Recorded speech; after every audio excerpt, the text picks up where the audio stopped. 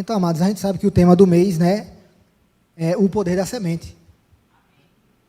Então, a gente vai dar continuidade, né, ao tema. E gostaria que vocês abrissem aí no livro de João, capítulo 12.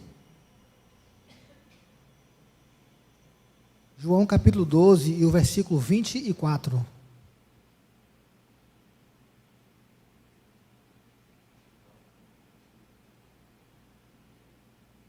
Que fala o seguinte: se o grão de trigo caindo na terra não morrer, fica ele só, mas se morrer, produz muito fruto. Né?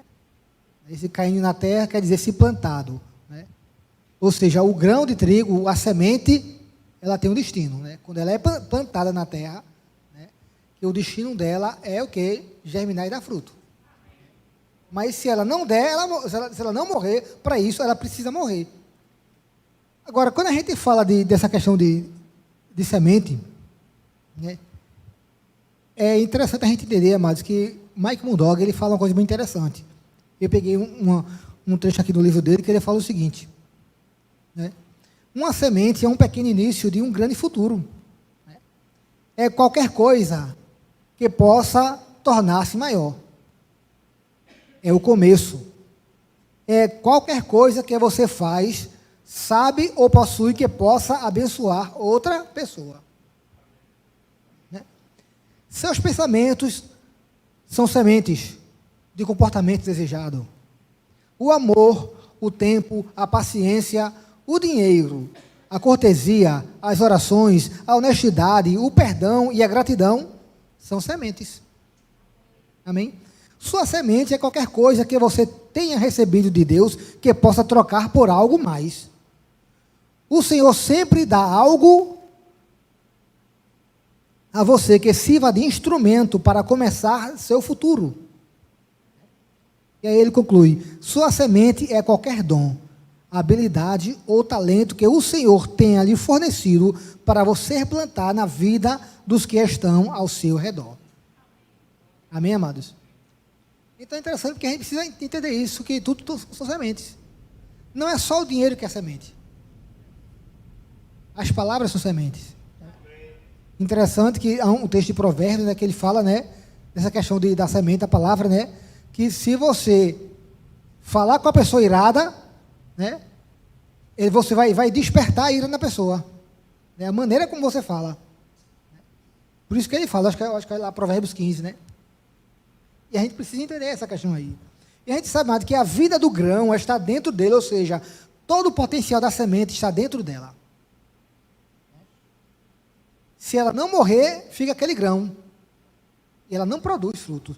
A gente tem um exemplo prático aqui, né? A gente vê aqui, quem veio aqui domingo, né? A pastora, ela falou sobre aquela questão do profeta Elias, né? Elias e a viúva.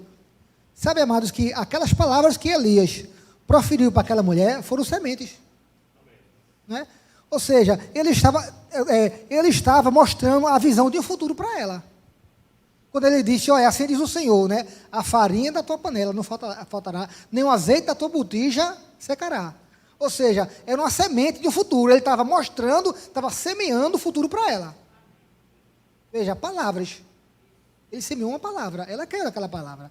Então, a semente, para dar fruto, ela precisa passar pelos estágios da germinação, né, rompimento do casco, o aflorar e o crescimento da raiz, o crescimento do caule e o surgimento das folhas, flores e frutos. Ele precisa passar por isso aí.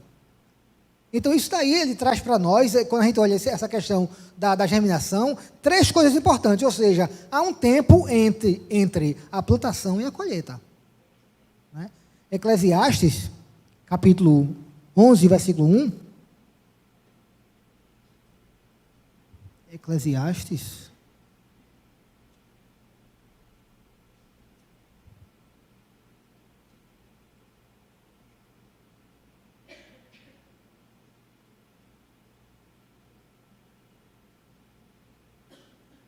Capítulo 11, versículo 1. Fala o seguinte, ó: lança o teu pão sobre as águas, porque depois de muitos dias o acharás.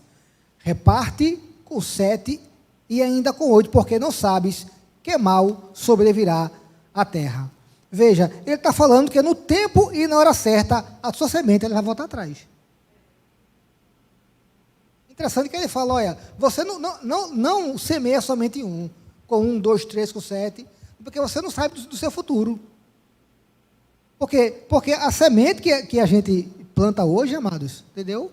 Ela não vai trazer o resultado hoje. Né? A nossa colheita de hoje é resultado das sementes do passado.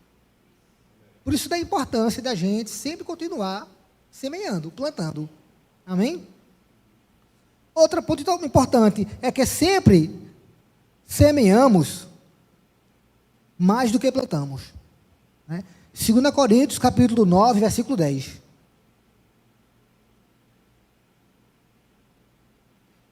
2 Coríntios, capítulo 9, e o versículo 10. Ele fala o seguinte, ora, aquele que dá semente ao que semeia e pão para alimento também suprirá e aumentará a vossa sementeira e multiplicará os frutos da vossa justiça. Amém, amados? Veja, Deus tem interesse que ganhemos mais do que precisamos para abençoar outros. É bem claro aqui, ele dá semente ao que semeia e pão para alimento, ele suprirá, aumentará a vossa sementeira, ou seja, os estágios da provisão, ele está falando aqui. Quais são os estágios? Suprirá, aumentará e multiplicará. Ou seja, a palavra de Deus está nos garantindo que aquela semente que a gente semeia irá ser suprida. Só que ele não para aí. Ele fala que também será aumentado. E depois multiplicado. O que às vezes a gente precisa entender, mas que muitas vezes, ou normalmente, entre um estágio e o outro, há um tempo também. Você não pode esperar o estágio da multiplicação de imediato. Então, quando se está nesse estágio de plantar e ser suprido, não é um estágio muito bom. Não é um estágio fácil. Por quê? Porque, aparentemente, você não vê mudança nenhuma. Mas também você não tem falta. Porque isso é que a palavra de Deus nos garante. Que aquilo que você plantar, você será suprido. Amém? E a terceira coisa importante é que a colheita, ela é garantida, ela é certa. Né? Gálatas 6 e versículo 7.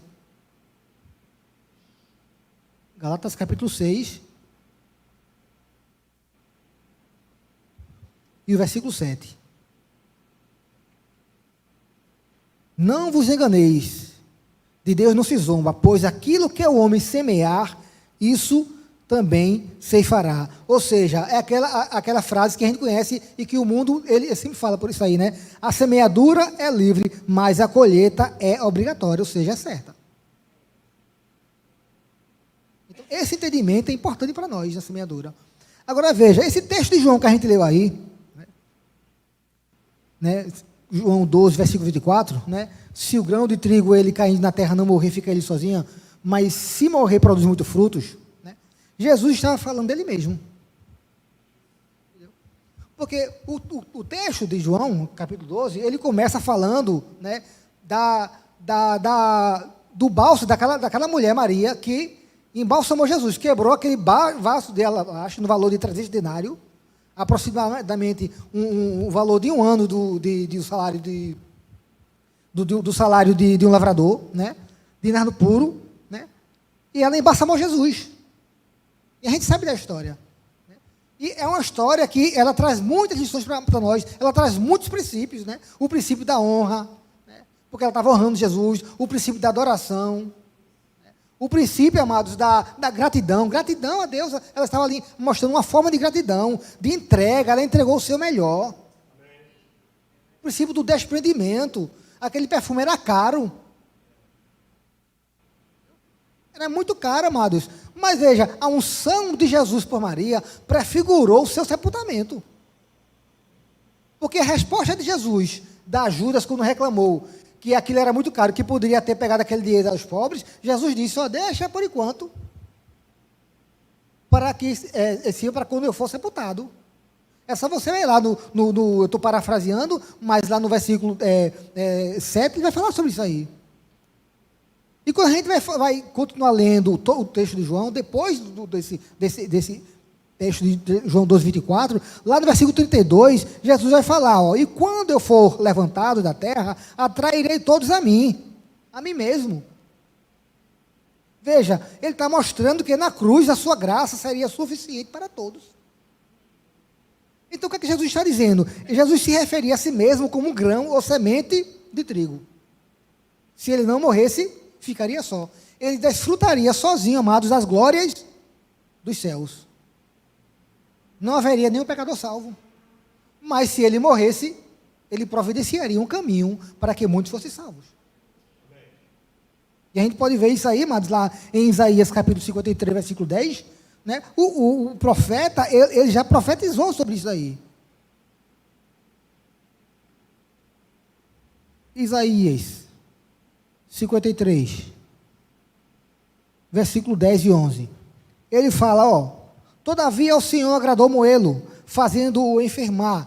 Quando der ele a sua alma como oferta pelo pecado, verá a sua posteridade e prolongará os seus dias, e a sua vontade, e a vontade do Senhor prosperará nas suas mãos. Ele verá o fruto do seu penoso trabalho, e sua alma ficará satisfeita. O meu servo, o justo, com o seu conhecimento, justificará muitos, porque as iniquidades deles levará sobre si.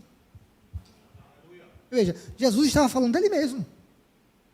Ele era o próprio exemplo, ele era o grão, ele era a semente que iria ser plantada, morrer, para que a vida dele pudesse, amados, frutificar, e através da vida dele, ele pudesse colher, amados, uma multidão de pessoas, de filhos. Sabe, amados, que esse princípio da semeadura também serve para a frutificação da vida cristã. Porque é conforme, amados, a esse princípio da semente, que conformidade com esse princípio, que o apóstolo Paulo vai falar lá em 2 Coríntios, capítulo 4, 2 Coríntios, capítulo 4, versículo 10 e 11.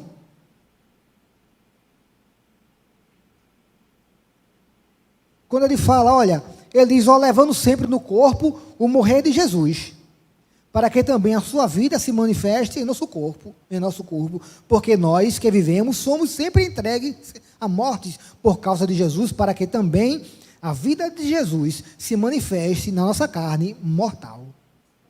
Veja, ele está falando exatamente isso, amados, desse princípio, levando sempre no corpo o morrer de Jesus. Para quê? Qual o propósito? Para que a vida de Jesus se manifeste. Ou seja, para que a vida de Jesus se manifeste, é preciso que haja uma mortificação da carne, da nossa vontade, do nosso querer. Galatas 6:8, ele vai dizer, ó, o que semeia para a carne, da carne colherá corrupção. Mas o que semeia para o Espírito, do Espírito colherá o quê? Vida e paz. Veja, semear para a carne também uma semente, semear para o Espírito também. Você vai colher de acordo com a semente que você colocar, amados. Sabe, amados, quando a gente olhar lá em Filipenses, capítulo 1, versículo 11, o apóstolo Paulo, ele ora para que sejamos cheios do fruto de justiça. Aí ele fala aqui, ó, a oração dele, Filipenses 1, do 9 a 11, ele fala o seguinte, e esta é a minha oração, que o amor de vocês aumente cada vez mais e mais em conhecimento e em toda a percepção, para discernires o que é melhor, a fim de serem puros e irrepreensíveis até o dia de Cristo, cheios do fruto da justiça, fruto que vem por meio de Jesus Cristo, para a glória e louvor de Deus. Aí ele vai falar, Tiago 3,18, ele fala que é em paz que se semeia o fruto da justiça para os que promovem a paz. E sabe mais que o profeta Isaías, ele já profetizou sobre isso aí, lá no passado. Isaías 32:17 fala que os efeitos da justiça será paz. E o fruto da justiça, repouso, segurança para sempre. E sabe que Mateus, ele fala, Mateus 7:17-20, que pelos frutos se conhece a árvore, se ela é boa ou se ela é ruim. Ou seja, o fruto, aquilo que você vai frutificar, amados, que você vai produzir, se é bom ou se é ruim, é de acordo com o fruto que você semeou. Por isso que a gente precisa ter consciência, amados, dessa questão da semeadura, amados, do princípio da semeadura também na frutificação da vida cristã. Porque o solo só produzirá aquilo que for plantado nele. Se não plantado, não produz. Não é verdade? E quando semeamos a semente da palavra de Deus no nosso coração, ela criará raiz no nosso coração e crescerá e finalmente produzirá frutos de justiça. Amém, amados? Veja, agora, para isso, amados, é preciso haver ou ter raízes, senão não resiste às pressões. Se você for observar lá o estágio da semente, né? A gente vê que a vida do grão está dentro dele, né? Mas quando você planta o grão, quando você semeia o grão, a primeira coisa que vai sair no grão é a raiz. É a raiz, é a primeira coisa que vai brotar do grão é a raiz. E à medida que a raiz ela se aprofunda, então o caule vai nascendo. Enquanto que a raiz ela se aprofunda, o caule cresce. Veja, se a raiz ela não crescer, o caule ela também não vai crescer. Ele não vai ter força para suportar, para romper aquela pressão da terra, se a raiz não fizer força para baixo. Sabendo que é exatamente isso que acontece na vida de muitos cristãos. Né? Quando tem uma dificuldade, uma pressão, ele não suporta a pressão. Por quê? Porque falta raízes. E foi exatamente isso que Jesus, ele falou, amados, lá em Lucas 8, versículo 13.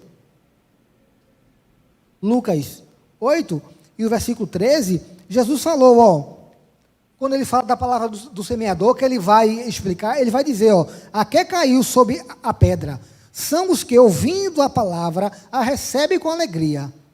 Ó, estes não têm raiz. Creem apenas por algum tempo, e na hora da aprovação se desviam.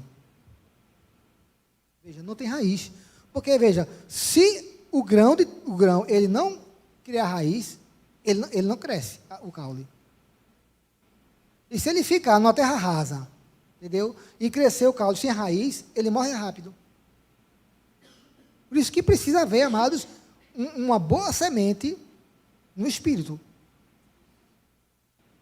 Quando o apóstolo Paulo fala lá, os que semeiam para a carne, da carne colherá a corrupção, e os que semeiam para o espírito, do espírito filho de paz, ele está dizendo que a semeadura para o espírito, mas é o antídoto para a semeadura da carne. Se você está colhendo a colheita da carne, é só você mudar a sua semente. É o antídoto. Amém, amados? Sabe, amados, que obediência e confiança, ou obediência e fé, são os dois fundamentos da semeadura.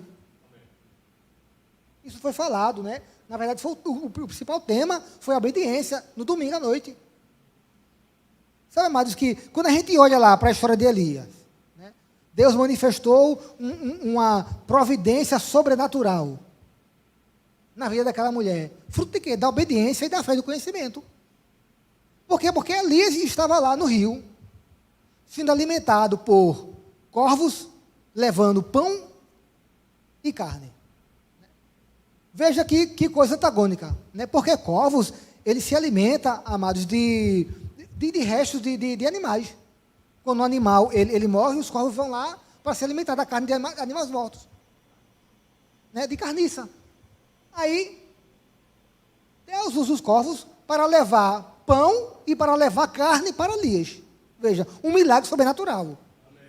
Onde era que ele achava aquela carne pronta e aquele pão? De onde? A gente não sabe. Era seca.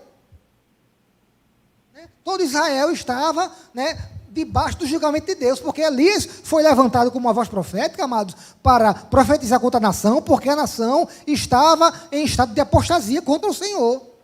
Adorando a Baal. Só que o riacho secou. O que Deus diz? Manda Elias ir para Serepta. Vê que loucura. Serepta era uma cidade pagã, fora dos limites de Israel, né, na cidade de Sidom. Se Elias foi levantado para profetizar contra a nação de Israel, que estava vivendo no paganismo, como é que Deus manda ele para uma cidade pagã? Mas ele não questionou, ele foi. Entendeu? Obediência. Quando ele chega lá e diz para a mulher, olha, assim diz o Senhor, né, não faltará nem a tua farinha, a farinha da botija nem o azeite, ela creu e obedeceu. Veja, fé e obediência e fé. Você não tem como separar, amados, fé de obediência. Porque é impossível uma pessoa obedecer, amados, sem confiança, sem fé. E é impossível uma pessoa ter fé e confiança e não obedecer. Porque, sabe, quando a gente vai para essa questão de obediência dos padrões divinos, é diferente do nosso.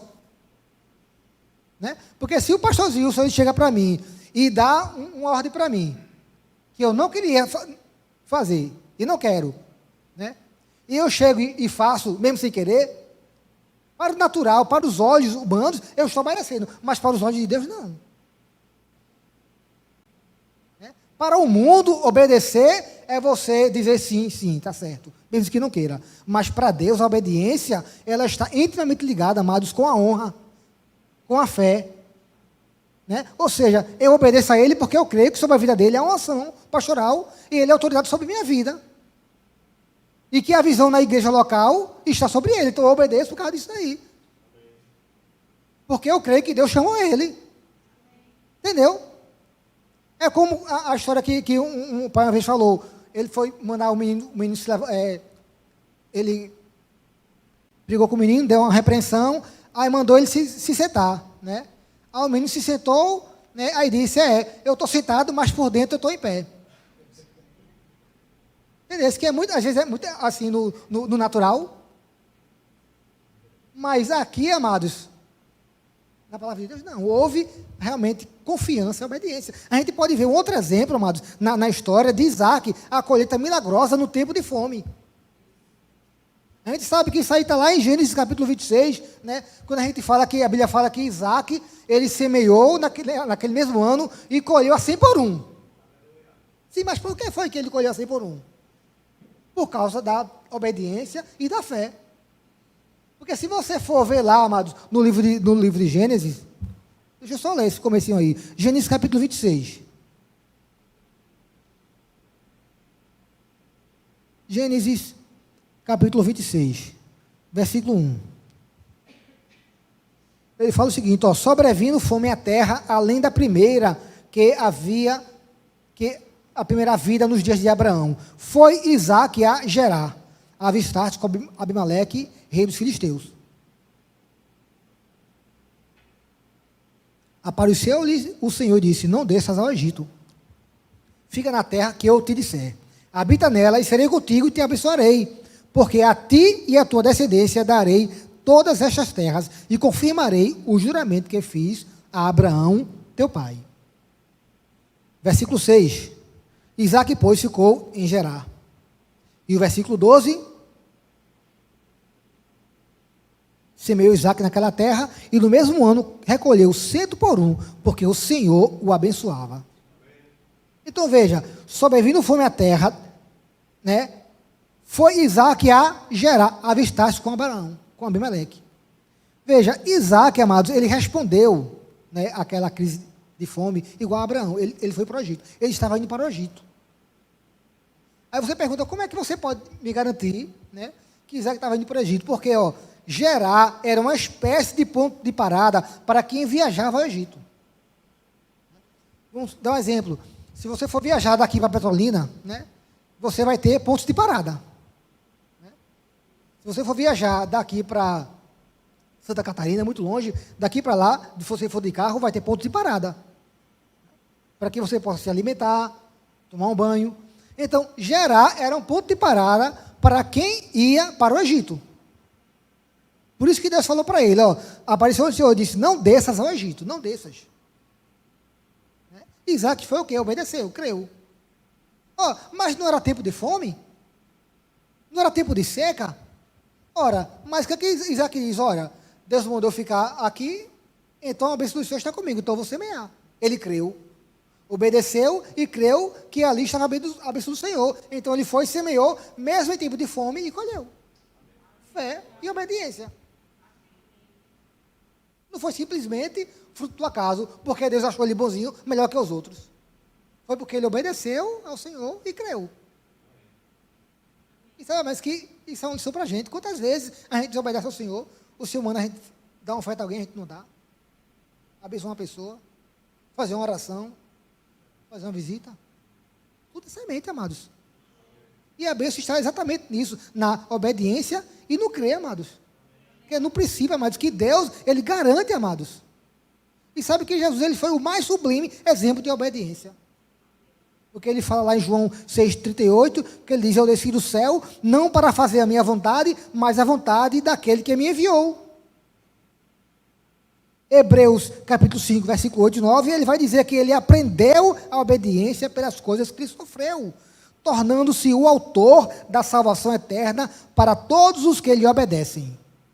Ou seja, a sua vida inteira foi devotada à obediência. Ele creu, ele sabia que ele tinha um propósito. Esse propósito era fazer a vontade do Pai.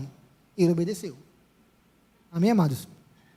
Sabe, amados, que o reino de Deus, ele opera em conformidade com a lei da semeadura e colheita. Vamos ver lá Marcos capítulo 4.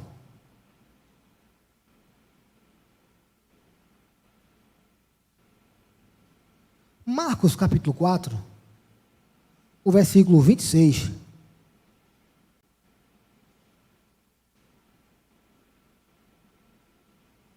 Fala o seguinte: o reino de Deus é assim, como se um homem lançasse a semente à terra, depois dormisse e se levantasse de noite e de dia, e a semente germinasse e crescesse, não sabendo ele como. A terra por si mesma frutifica, primeiro a erva, depois a espiga, e por fim o grão cheio na espiga. E quando o fruto já está maduro, logo se lhe mete a foice, porque é chegada a ceifa.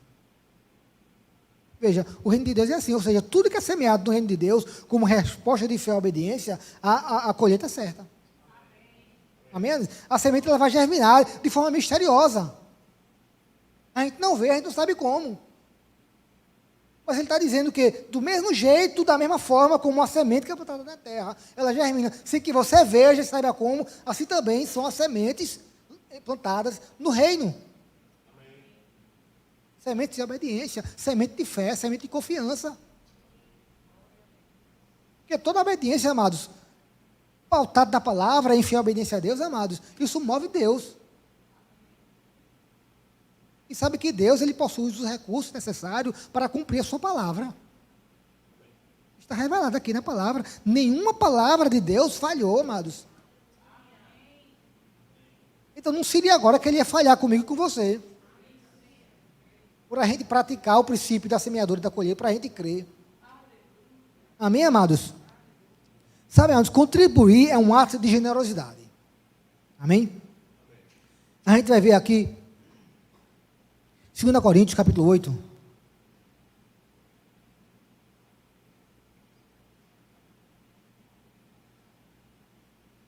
Segunda Coríntios, capítulo 8. O versículo 12. Porque se a boa vontade será aceita conforme o que o homem tem e não segundo o que ele não tem. Agora vai lá no capítulo 9 e o versículo 5. Que ele vai dizer: portanto julguei conveniente recomendar aos irmãos que me precedessem entre vós e preparasse de antemão a vossa dádiva já anunciada para que esta seja pronta como expressão de generosidade e não de avareza. Provérbios capítulo 22. Não, Provérbios 11, versículo 24 e 25. Provérbios 11, versículo 24. Que diz: a quem dá liberalmente, ainda se lhe acrescenta mais e mais. Ao que retém mais do que justo, ser-lhe-á em pura perda. A alma generosa prosperará, e quem dá a beber será descedentado. Amém, amados? Veja, a Bíblia ela não fala para a gente dar mais do que o que tem, que possuímos, mas ela fala que nós não devemos reter mais do que convém. Amém, amados? Isso se aplica ao fato de deixarmos disponível, tanto para abençoar outras pessoas, como também para o fato de nós estarmos em fé e confiança, obedecendo aos princípios do reino da palavra. E sabe mais que a pessoa generosa, ela colhe frutos com os quais os avarentos nunca sonharam, pois os que fizermos para os outros retornam em forma de bênçãos. Né? Provérbios 22, versículo 9, ele fala que o generoso será abençoado porque reparte o seu pão com o pobre. Aí veja só, quando eu estava lendo esse texto, eu me lembrei de uma época aí, eu acho que foi, ou foi no final de 2009, ou foi 2010. Eu não lembro, se você vai lembrar, foi uma época aí que teve uma crise, eu acho que naquela época do leite Parmalat, né, que por 2 meses, acho que o leite, ele triplicou o valor, foi o quadruplicou, não sei se vocês lembram. Ou foi 2009 ou foi 2010.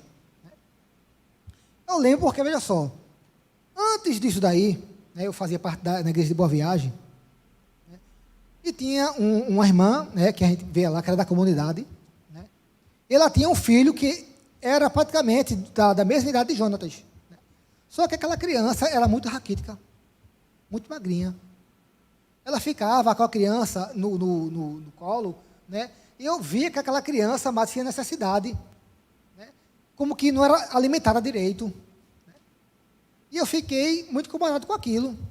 Eu digo, Senhor, será que as pessoas não estão vendo? Será que as pessoas não estão vendo? Né? Aí eu lembro, rapaz, eu vou fazer uma coisa, eu vou fazer a minha parte. Eu lembro que eu fui, aí fiz umas compras, comprei leite, comprei farinha láctea, comprei uma feirinha só para a criança e dei àquela mulher. Né? Aí quando foi, já nesse pouco tempo depois, veio essa questão do leite, que ele ficou, acho que 3 ou 4 vezes mais caro. Né? E quando começou a notificar na televisão aquele preço do leite, eu já fiquei assim contando, porque eu não, na questão do orçamento, ficaria muito acima do orçamento. Eu disse, como é que eu vou comprar leite para Jonatas? Né? Ele, na época que ele tomava muito leite, até eu também gosto de leite, eu digo, rapaz, como é que vai ser? Agora, veja só, aí quando foi, de repente, chegou uma certa tarde, chegou lá uma amiga da gente, Kátia, né? Ela chegou para a Joelma e disse, ó, Joelma, olha o que eu ganhei, vem cá. Eu fui ali no distribuidor, aí um homem disse, me deu para mim isso aqui, toma para tu. Aí sabe o que ela deu? Um fardo de leite. Entendeu? Na crise do leite, ela deu um fardo de leite. Aí quando eu recebi aquele fardo de leite, né, o que é que eu vou fazer? Eu vou usufruir de todo o fardo? Não vou. Eu tirei a quantidade que a gente usava no mês e a gente abençoou outras pessoas. Mas no outro mês a crise ainda estava. O que aconteceu? De novo ela chegou com um fardo de leite. E a gente fez o mesmo. E no 3º mês o preço voltou ao normal. Aí não teve mais o fardo. Você entende que foi a provisão? Entendeu? Veja, a farinha e o azeite da viúva, entendeu? Enquanto tinha escassez, Deus multiplicou. Veja, a viúva e Elias estavam desfrutando, amados, enquanto muita gente passou nessa cidade. No próprio palácio do rei, os gados morrendo, e Elias lá, ainda que não tinha, amados, o supérfluo, mas ele tinha a provisão dele. Amém, amados? E também tem uma outra testemunho aqui, não sei se vocês já viram, que já ouviu falar o testemunho da oferta generosa de Dona Lourdes. Já viu, pastor? Isso foi verdade. Ó, eu até escrevi aqui, para poder eu não perder, entendeu? Porque aconteceu lá, ó, no interior da Paraíba, na Igreja Batista Missionária. Quem deu esse testemunho foi o pastor Hernandinha Lopes. Entendeu? Veja só, a igreja, ela tinha um programa de rádio e o pastor não estava conseguindo pagar o programa. Então a rádio, ela chegou, chamou o pastor e disse, ó, aquele programa alcançava toda a região, mais ou menos 40 mil pessoas. Né? A rádio notificou que se o pastor não pagasse até determinada data, iria tirar o programa do ar. Então, no domingo à noite, o pastor chamou a igreja, convocou a igreja, né, para que a igreja, desafiou a igreja para contribuir, para manter aquele programa no ar. Então, a dona Lourdes e o seu esposo, o senhor Tota, eram meeiros, né? Meeiros é aquela pessoa que trabalha na terra, né? Onde a qual ele divide a terra, né? E o que ele trabalha, ele divide com o proprietário. Eles moravam a 6 quilômetros dali. Ela foi conversando com o marido dela. Rapaz, a gente precisa ajudar na oferta para que o programa não saia do ar. E o marido dela, mas a gente não tem condições. Entendeu? Aí ele disse, rapaz, sabe o que a gente vai fazer? Nós vamos dar o nosso melhor. E o melhor deles era um galo. Um galo. Ela, no outro dia, pegou o galo, foi olhar para o pastor e disse: pastor, aqui está a minha oferta para o programa, para que ele não saia do ar. Aí o pastor recebeu aquela oferta, ficou constrangido, não sabia o que fazer. Ele pensou em fazer uma rifa, mas ele disse: não, rifa não vai cair bem. Aí falou com o diretor do seminário lá, aí ele teve a ideia: vamos fazer o seguinte, vamos colocar nas redes sociais a oferta generosa da Dona Lourdes. Aí tá certo, eles colocaram. Aí sabe que aquela postagem chegou lá na 8ª Igreja Presbiteriana de Belo Horizonte, pastor Jeremias Pereira. E esse pastor, ele há muitos tempos, que ele sempre veste no sertão. Quando ele soube essa história, num domingo à noite, ele chamou a igreja e desafiou para levantar uma oferta para 2 anos do programa da rádio. Aí ele foi olhar e o pastor disse: o pastor está aqui, ó, a oferta para 2 anos da sua rádio. Vê, que maravilha. Sabe, amado, só que não parou por aí. O pastor Jeremias, ele foi pregar no Canadá e contou aquela experiência à igreja. Aí aquela igreja perguntou: ó, e a Dona Lourdes, o que ela está precisando? Aí o pastor Jeremias sabia e disse: olha, ela precisa de uma geladeira, ela mora no campo, é muito quente, não tem água gelada. A igreja tirou uma oferta e comprou uma geladeira nova e um fogão novo para a Dona Lourdes. Veja, aí o pastor Jeremias, noutra igreja, ficou sabendo daquela história e perguntou: e a Dona Lourdes e o seu Tota trabalham como? Ele disse: olha, são meeiros. A igreja chegou e disse: tá certo, nós vamos fazer uma campanha, vamos fazer uma oferta e vamos comprar uma terra para a Dona Lourdes. Eles não vão ser mais meeiros, eles vão ser agora donos da terra. Veja, outra igreja, amados, ouvindo esse testemunho, perguntou: como é que é a terra? Como é que ele trabalha na terra? Nós vamos fazer o seguinte: nós vamos contratar um engenheiro agrônomo, vamos fazer uma pesquisa e vamos irrigar essa terra para que ela possa ser toda produtiva. Glória a Deus. Eles foram lá, contrataram um profissional, trataram a terra, irrigaram a terra para que ela fosse produtiva. Depois, o pastor Jeremias foi pregar em Nova York. Aí a igreja chegou lá e perguntou: e a casa de Dona Lourdes, como é que é? Ele disse: rapaz, é chão batido, não é uma casa simples. A igreja: então nós vamos construir uma casa nova, uma casa grande, com toda a mobília e vamos dar para Dona Lourdes. Eles construíram a casa com tudo de bom dentro. Aí um repórter da Christian Today, uma revista internacionalmente conhecida, entendeu? Foi lá, amados, para publicar aquela história da Dona Lourdes. A oferta generosa de Dona Lourdes e seu Tota. Veja, um galo que eles deram. Mas porque deram com generosidade. Porque deram com fé. Porque deram em obediência. Deus multiplicou aquela semente dele. E fez um milagre que aqueles 2 homens, aquela mulher, aquele homem não podia ter. Por isso que a Bíblia diz que a alma generosa, ela prosperará. Amém, amados? Então já é chegada a hora, amados, que a gente possa, amados, entender esse princípio. O que Deus pode fazer com a nossa obediência? A gente vê lá Elias, vê Isaac, e agora a gente vê a Dona Lourdes e o Tota. Deus não mudou, Ele é o mesmo. Entendamos isso, amados. Compreendamos isso, pratiquemos isso. Porque para Deus não é impossível. Amém, Deus?